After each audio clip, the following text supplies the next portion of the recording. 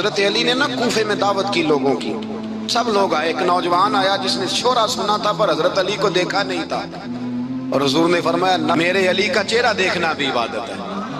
تو ایک صحابی نے کہا حضور جو نہ دیکھ سکے، فرمایا جن کے لیے علی کا ذکر کرنا عبادت ہے۔ حضرت علی کو دیکھا نہیں تھا، جوان کہتا جب میں آیا نا میں نے لوگوں سے پوچھا وہ بوڑھے مولا علی کدھر ہے جنہوں نے خیبر کا دروازہ توڑا تھا، بڑی شہرت ہے، کدھر ہے؟ کہتے حضرت علی صاحب نے بیٹھے تھے، مجھے کسی نے کہا وہ بیٹھے ہوئے۔